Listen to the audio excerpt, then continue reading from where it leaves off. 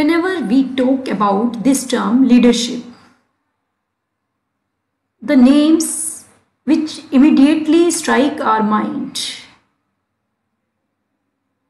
Mahatma Gandhi, Nelson Mandela, and in context of organization, the names that will strike your mind: Bill Gates, Ambani's, Narayan Murthy, J.R.D. Tata, Ratan Tata, Azim Premji.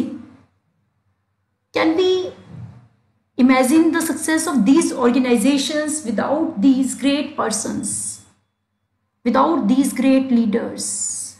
No, because the success and excellence of any organization, that depends on the quality of the person who is leading that organization, that is their leader. So today we will discuss about the concept of leadership. What is leadership? Leadership, it is the process of influencing the behavior of people by making them strive voluntarily towards achievement of organizational goals. Basically, it indicates the ability of an individual to maintain good interpersonal relations with followers and motivate them to contribute for achieving organizational objectives. So, leadership, it is the process of bringing about a change in the behavior of others so that they work according to your wishes.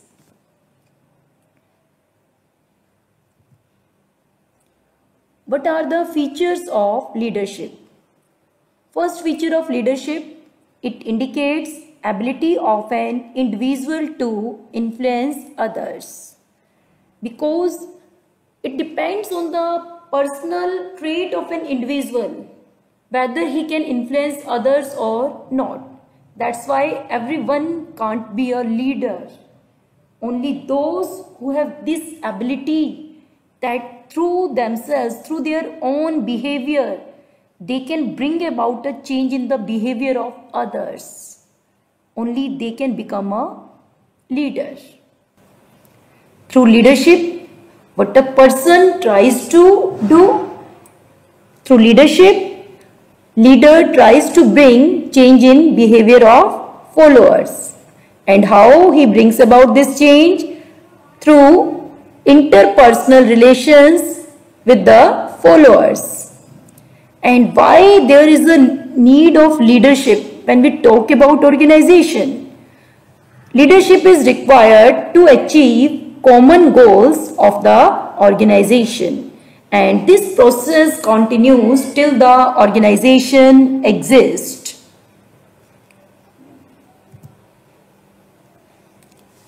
Now we will study about leadership styles. That means how a person can lead others. That depends on the ideology of that person. So a leadership style is a leader's method of providing direction, implementing plans and motivating people. And mainly there are three different styles of leadership: autocratic, number 2, democratic, number 3, laissez-faire leadership.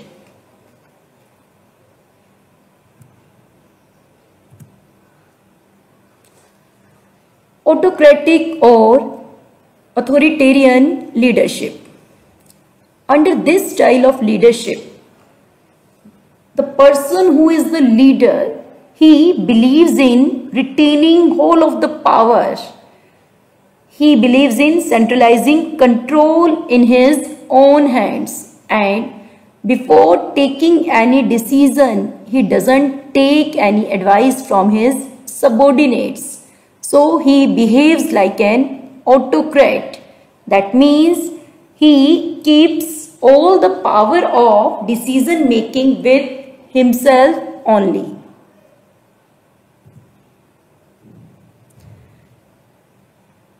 Features of autocratic leadership.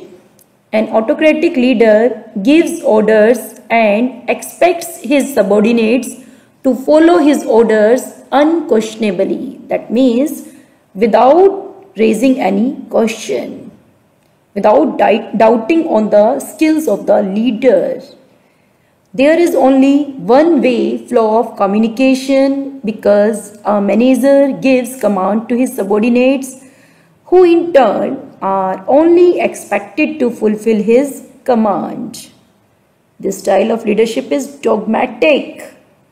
Leader is rigid.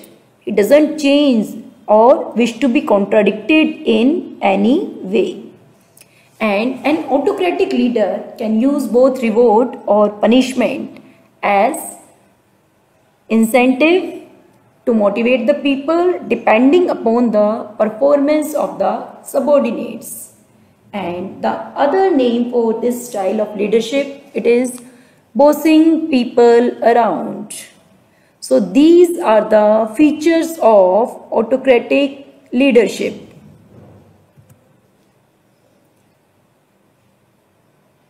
This style of leadership, can it be helpful in the organization? Yes, when there is a need to take quick decision, because it facilitates quick decision making, because only one person has to take all the decision.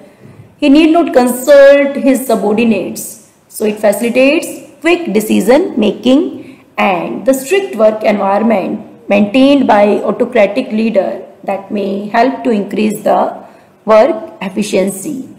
But on the negative side, it may create a feeling of dissatisfaction among the subordinates, because they cannot voice their suggestions, they cannot voice their opinions.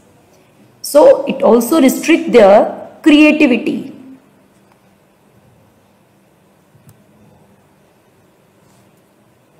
Now, this style of leadership, it is suitable in getting productivity in many situations, like in a factory, where the supervisor is responsible for production on time and has to ensure labor productivity.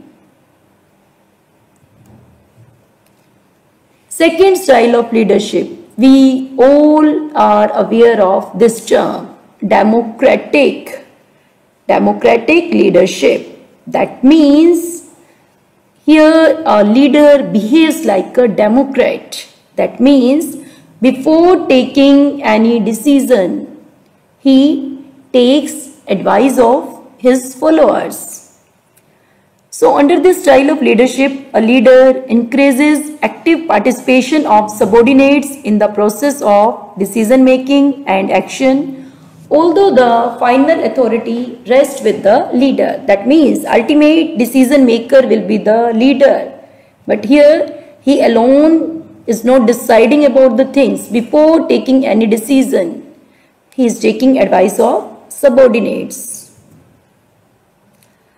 So first feature of democratic leadership, a democratic leader believes in active involvement of the subordinates in the process of decision making and action.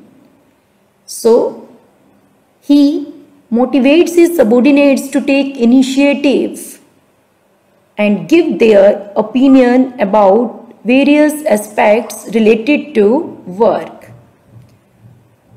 This style of leadership exercises more control by using forces within the group. That means by making use of team spirit. It is based on the belief that subordinates contribute optimally. They contribute their best towards the achievement of those objectives which have been set in consultation with them. This style of leadership, it is also known as group-centered style of leadership. So it helps to create a healthy work environment by developing cordial relationships between the leader and his followers. It promotes a sense of belongingness and responsibility among the subordinates. Why it promotes a sense of belongingness? Because subordinates know that they are important for the organization. Before taking any decision, organization seeks their advice. Their superiors seek their advice. So it increases the level of job satisfaction of the subordinates. But as before taking any decision, they are taking suggestion. So it may lead to unnecessary delays in the process of decision making. Subordinates may become egoistic as they may start feeling that it's their right to participate in every decision related to the organization. This style of leadership is suitable when the subordinates are well versed with the various aspects of their job and can add value to the organization through their creativity and competence.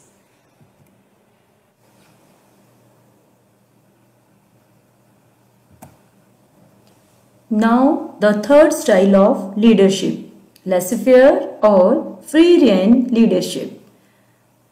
Laissez-faire, all of you must be aware of this term. This means absence of any constraints. That means a leader believes in giving complete freedom to his subordinates. So, under this style of leadership, subordinates set their own targets and also determine the ways of achieving them. Main features of laissez-faire style of leadership. Number 1, the subordinates are given high degree of autonomy, high degree of freedom.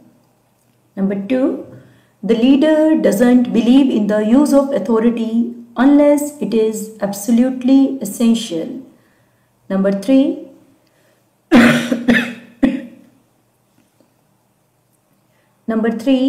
group members work on their own task and resolve the issues themselves. Number 4, leader gives support to the subordinates and provide them the required information whenever needed. It is also known as subordinate-centered style of leadership. So, if we talk about merits of laissez-faire, it increases the morale of subordinates and provides them with opportunities to exhibit their competence, and it also facilitates quick decision making.